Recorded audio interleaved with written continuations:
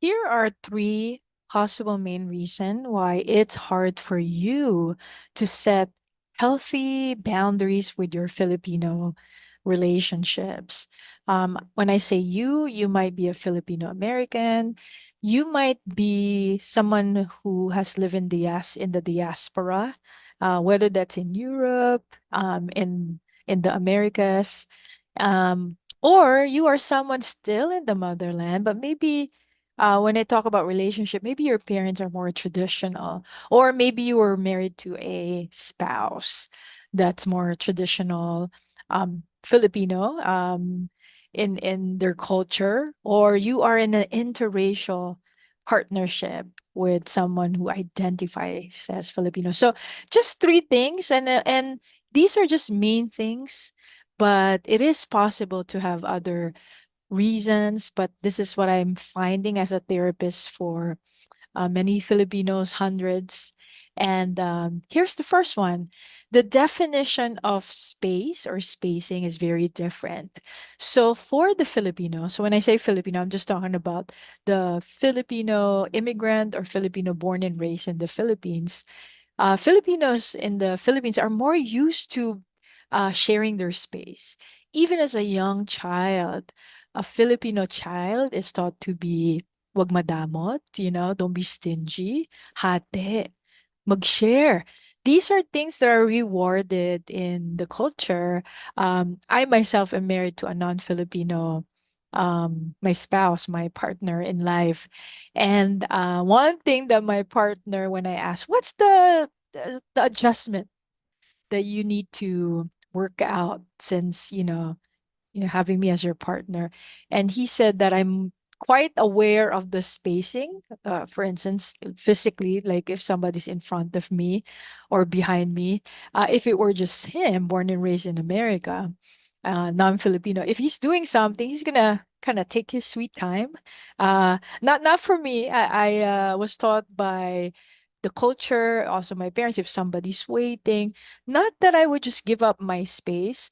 I have learned as an adult to find a balance, but I'm still very much aware that somebody is waiting on me. So there is this teaching of being very considerate. So talking about going back to spacing, how that's different, we are huddled together. Filipinos are more used to doing that. Have you ridden a jeepney? How we want to be like sardines in the jeepney, and we even do the piano. So if you're not haven't ridden a jeepney, you should. But we would go, somebody's going front and back, moving forward and backward so that you could squeeze more sardines in the jeepney. Compare that to the American. So I'm just going to use the American, the Filipino American, as an example here, where there's more particularities around spacing. Even in preschool, if you've seen the preschool here, they usually put out mats so that everybody knows their spacing. I think this is great. Not that we don't do this in the Philippines. It's just that when you notice the spacing, it's so much closer. So spacing is very important. So that's the first one. That's why it might be hard to set healthy boundaries, because just the mere definition of spacing is very different. Now, the second one is the need for space. If you are from a very collectivistic culture, most people might not need the same spacing that one would need if you were raised in a culture where the bubble, we call it the bubble, which is how you feel safe, how close the proximity if you were conversing with someone. It is known from social research, Americans need a little bit more spacing compared to some other cultures, but especially the Filipino culture, they're um, comfortable with that type of closeness. So for them, um, just a little bit of space is just a good enough space. And then if you're Filipino American or somebody in somewhere in the Western culture, you need a little bit more, a wider gap or spacing. And so the need for spacing is very different.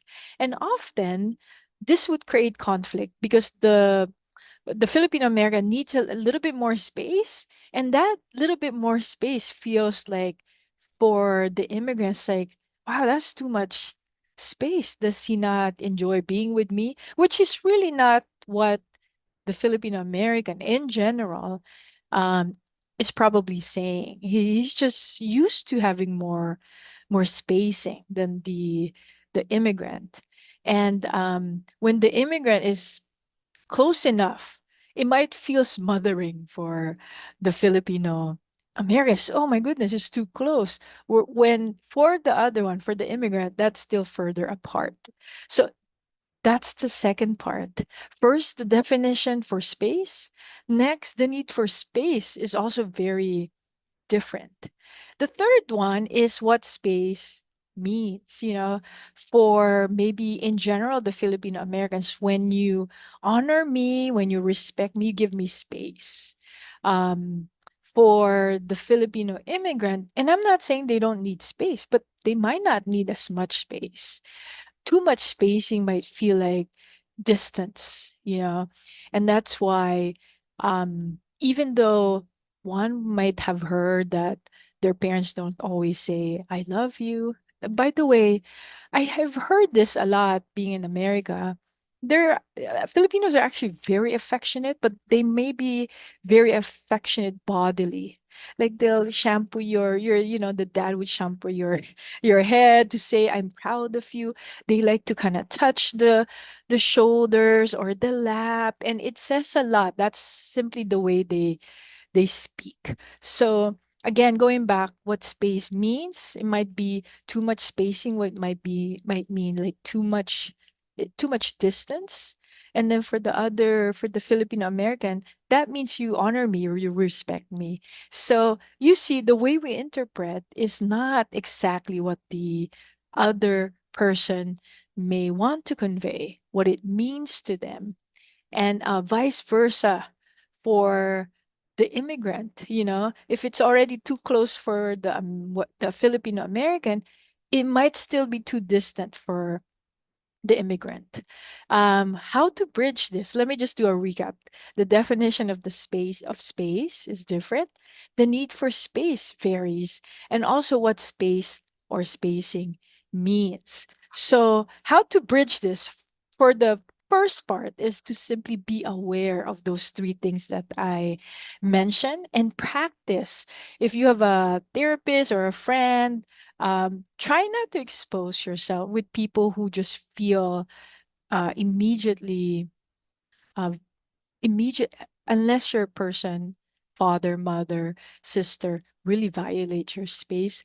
Try to hang out with people who could give you a different perspective, because guess what you see, what you put your energy on expands, and if you're expecting something, it's likely that you will see it. Now it's also important to see something that you'd rather not see. Sometimes it also happens that people are being violated, but they are in denial of it.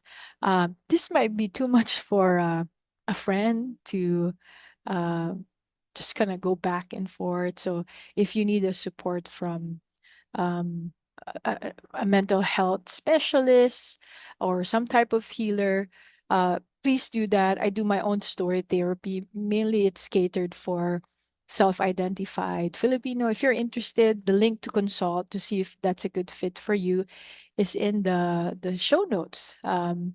Otherwise, I hope that has served you well. This is Roanne Digia Samuels. Maraming salamat po sa pakikinig. Licensed psychotherapist here in California. Ingat po. Bye!